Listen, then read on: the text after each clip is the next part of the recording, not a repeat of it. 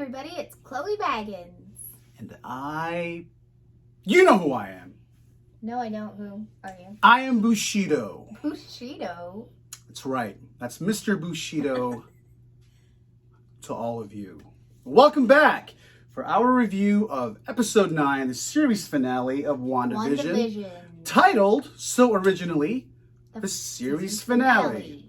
I think I have to kind of blame myself because of what I've gotten used to with previous Marvel productions as to why I may have felt a little bit let down, even though it was a good conclusion to Wanda's grief story, her journey in dealing with Vision's death and Pietro's death. So I have kind of two sides to my opinions on this episode. So let's start talking about Agatha. Okay, let's start with Agatha Agnes. Go. I was a little confused as to why this woman had so much more power over Wanda. Mm-hmm. Is it because Wanda hadn't realized her powers to Right. its potential? Right. I did rather enjoy her motive behind trying to get Wanda to just trying to piss her off. So I kind of siphon the power out of Wanda into her, like in that flashback back to Salem, back in the past. Yeah. When she was like a witch in her time. Yeah, I thought that was pretty cool. I rather enjoyed her costume. The costume was fantastic. Oh yeah, it's very like witchy. Yeah. You know what I mean? Like if you think of a witch, like a modern witch, dating back from Salem to just kind of step into now, you kind of imagine like it would kind of look like Agatha's final super villain outfit, right? Yeah. Kind of flowy and dark and I like the metallic. Yeah, I mean she had the look. She had the look down of what you would think an ancient witch who continued to learn and get more powerful would look like if she just kind of manifested now and started doing her evil witch thing. Witchy poo. Right? Yes. But you got a good point, though, when it comes to her powers. Because it's like you said, how is she so powerful? And how does she get the upper edge on Wanda? You got to remember, too, like, I keep referencing Endgame. Because we got to look at the power scaling here, what they established for Wanda in that movie. She had Thanos in a celestial death grip, right? To the point that Thanos had like a last resort to just rain fire on his own troops just to get out of Wanda's grasp. So it's like if she can do that to Thanos because she's angry, who the hell is Agatha? You're not Thanos. I don't care if you're a witch. You're a witch derived on Earth. This guy is from another planet. This guy's conquered planets in different galaxies. Agreed. And Wanda almost killed him before she realized her potential. Exactly. So it's like I understand Wanda's in an emotional state of like emotional stress, and her mind and her heart are just everywhere. But still, I imagine that she was in an emotional state of stress in that final battle in the Avengers facility in Endgame, and she almost killed Thanos just because she wanted to. So it's like, how can Agatha get the upper hand? Sucking her power. Whatever. And I guess that's my problem with Agatha. I don't like her as the big bad for this series.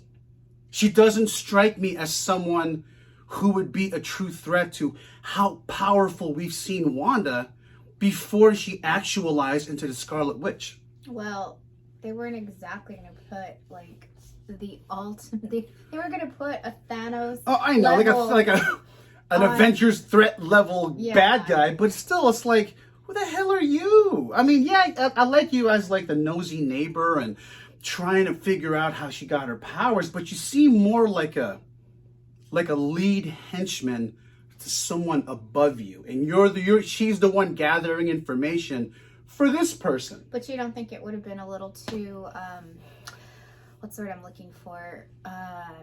Predictable, since that's the way a lot of things happen. Like Loki, was working for Thanos. Yes. And this and that. But again, I think that's like what I said earlier. if I have any qualms or criticisms with this episode, it's because I've gotten so spoiled by the past rhythm and tendencies of these epic Marvel endings and cliffhangers, right? Yeah. I mean, you can't. Here's another thing. You guys can't put Pietro, fake Pietro. Let's talk about Pietro. You can't bring us the actual actor that played Pietro / Quicksilver in all of the X-Men movies to this. Call him Ralph Boner. So like, what? That episode is it's like, yeah. So the big holy shit episode where the entire internet almost imploded. That's nothing. So my only hope is that that's a fake. Here's my thought. Maybe he's in hiding right now because everyone hates mutants, right? No, not yet. Maybe they do. In this universe, right? There's no mutants yet. No one's like talked about mutants. Like no one's even in like the realm of the MCU. So maybe he's in hiding. Yeah, I mean, I don't like what they did. Don't give us $1 million and then take it back and leave us with like a quarter. Like not even a quarter. It was like a penny. Don't leave me with the voucher, Marvel. That's what it was. This voucher's already expired. A coupon. A coupon that's expired. Somebody else used it already. It's late. I know. That was very frustrating because remember when Quicksilver showed up at the front door during the 80s episode? All of a sudden, it wasn't just Quicksilver everybody was freaking out about. It's what Quicksilver's presence meant. That means there's X-Men somewhere. Magneto's going to be her father. Michael Fassbender's going to be her father. And then now it's just like, so you mean to tell me in the MCU, there's a random dude that happens to just look like X-Men Pietro, right? Quicksilver, yeah. You just coincidentally, we just look alike for the sake of throwing off the audience. My only hope is that Kevin Feige knows what he's doing. Yeah, you're right. The man knows what he's doing. The man knows what he's doing, and I think there's probably it's an Easter egg that we don't quite understand yet, and there's a lot of things that happen. Yeah. In previous movies that it's like, oh, now that you see it. Just planting seeds and throw him here. Exactly. Throwing us off his trail. Yeah. And that's what good writing does. So either way, just based off of this episode, I didn't like it. But we got it. I'm keeping it real. Yeah, hey, that's what we're here for. We got to keep it real. So let's talk about the Vision. Vision and White Vision from the comics. So they meet. They have this intellectual conversation. Yeah, it's kind of like he's saying, you have the body, I have the personality. And the memories. The emotions. And he shared them with him. So my prayer is, because I love Vision. Yeah, Paul Bettany, that's him. That's his thing. No one else can do it. Like, A Knight's Tale. Funny, but he's Vision. And so my only hope is that they can bring him back without doing a time. I know. I mean, clearly, when White Vision flew off, he's clearly going to come back somewhere, sometime. Yeah. Is he going to have the same colors? I mean... He may just be blue instead of yellow now, so who knows? That's another good cliffhanger. But the conversation between them was really cool. It was kind of like... kind of like their version of the interrogation scene from The Dark Knight. It's just an exchange of intellectual thought. That was really cool. Like, they had the mid-air battle and throwing each other around the town, but it all just kind of culminated to this exchange of intellect. And that was really cool, how he was able to really just logically explain to White Vision, hey, I am neither me, you are neither you, because we cannot exist if we're not the same one whole entity. And that was cool. That was really good writing too. Mm-hmm. I liked the exchange of dialogue there. Yeah, because we were talking about, how would they keep or even bring back certain characters, and it's like, did their death was it in vain? Like in Vision, it's a very simple fix because he is a computer, but you can't bring back certain characters without having to rewrite an entire story. And right? the time machine from Endgame is gone. So yeah. So anyway, that's another huge like head scratcher for me personally. So let's talk about the final aha moment, like the best part of this episode. Oh man, where Wanda is starting to come into the actualization that she is now accepting her name and title as the Scarlet Witch. Oh man, and she came out flexing that superhero outfit. That's what I've been waiting for the whole season. It was amazing. Oh man, like she was killing it. She looked smoking hot. she got the 80s Aquanet the hair. Big old red hair. Oh man. Yeah. And she got the headpiece, she got the crown. It didn't even look silly at all. No, not at all. She killed it when she became Scarlet Witch and all the powers came and everything came out. Oh man, that was the highlight. I mean, of course the story, the whole season is Wanda's journey. This episode is clearly acceptance of and dealing the 7 stages of dealing with grief. This is acceptance. Even with her accepting who she is, her accepting her powers, and then of course her inevitably accepting what reality has to be. She can't be selfish and hanging on to. I'm glad they didn't make her angry Scarlet Witch. Not yet, anyway. Who knows? You know, there's a lot of foreshadowing that Agatha's telling her, like, hey, you don't know what this power holds. Yeah, you're going to end up destroying whatever. You're going to lose control of this power. Unless one Stephen Strange shows up. And I was just waiting for him to just walk through a portal. And maybe that's why I was super disappointed, because I was ultimately waiting for, like, say, just anybody. I was waiting for an Avenger to show up. Or an Wolverine's claws. Something. Charles Xavier's wheelchairs. Even the Asian guy from Doctor Strange. Wong? Wong. Yeah, even Wong would have been enough. Yeah, it Say you walk, hey, someone wants to see you, Wanda Maximoff, and something, yes. Come with me. That would have been enough. And I think that's where I feel spoiled by what we've already seen and expected in the MCU. Because there's always like a stinger that's going to be like, oh shit, here we go. They're going to do something big. And this really just focuses, again, on street level collateral damage. And in this case, it's Wanda's emotional journey. And mental actualization, not just, coming to terms with her powers as the Scarlet Witch, but the more important journey for Wanda was accepting that no matter how powerful she may be, she can create 10 different versions of her own personal matrix. She cannot lie to herself.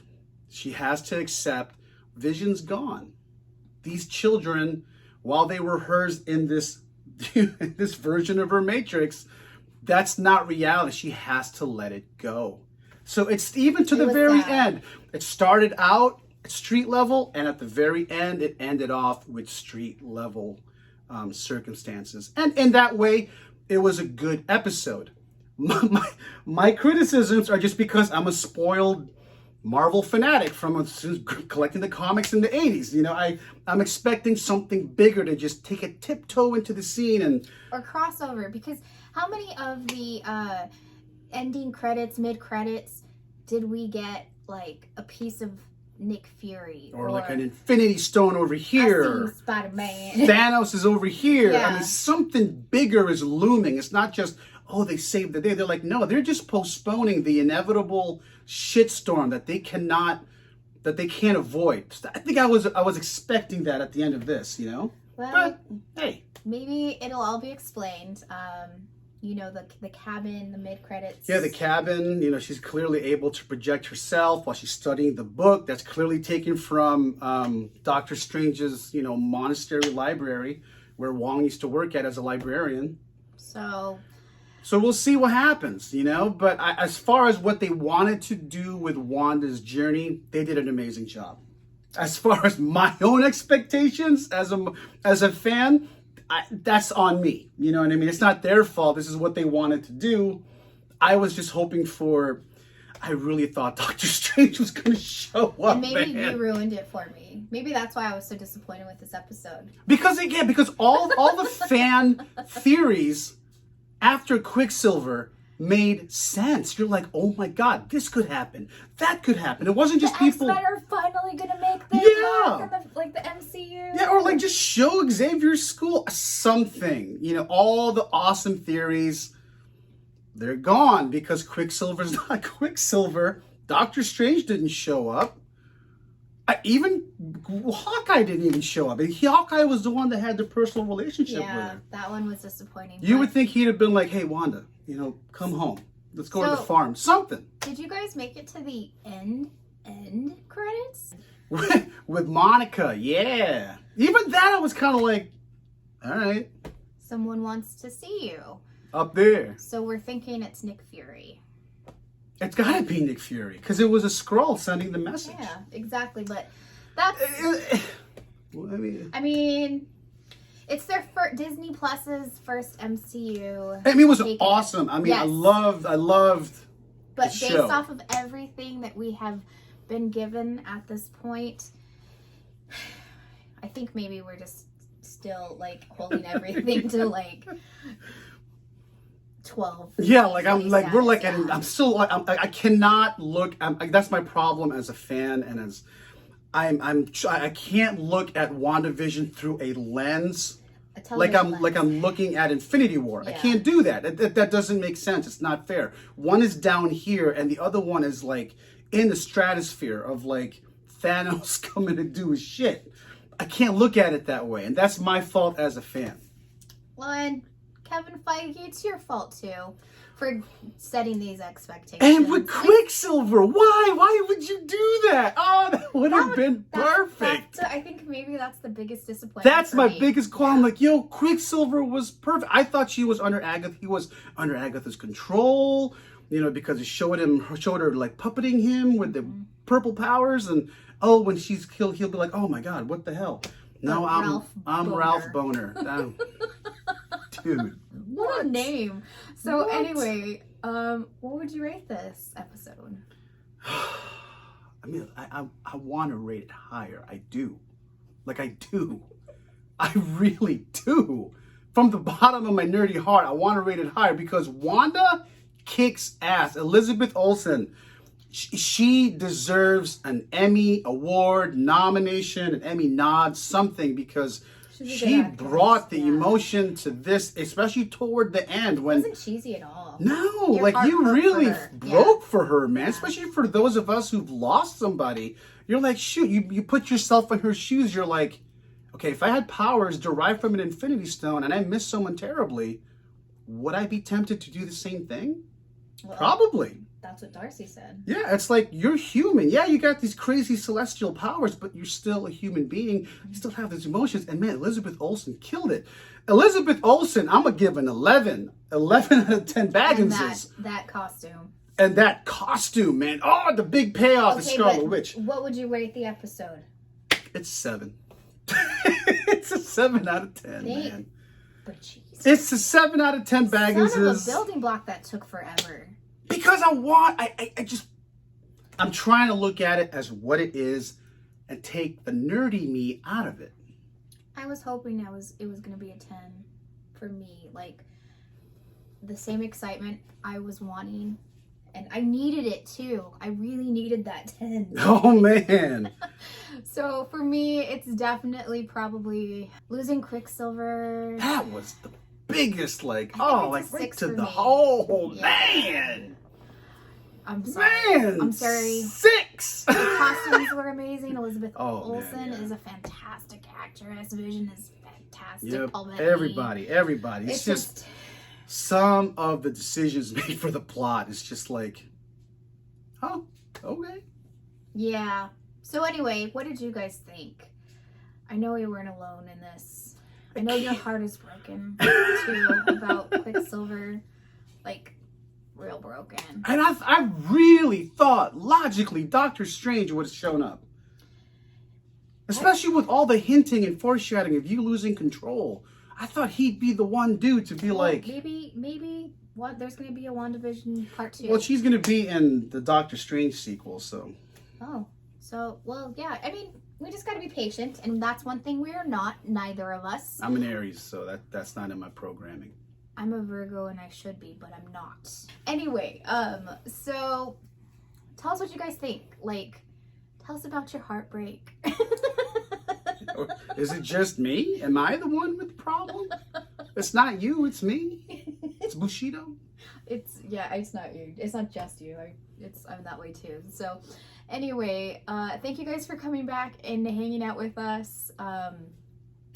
You know, tell us what you guys think. Give a shout out to the Bushido and to the Baggins, and make sure you like and subscribe. Tell us what we got to do to earn your subscription. Bushido's here for you. Or maybe it's not you that they want. Maybe it's not me. Maybe it's me and my awesome unicorn shirt. Anyway, as always, be good to yourself and to those around you. Stay safe, stay healthy, and no matter what, be excellent to each other. And Wakanda forever. And ever. Where was Doctor Strange? Just one. Stop, get over it.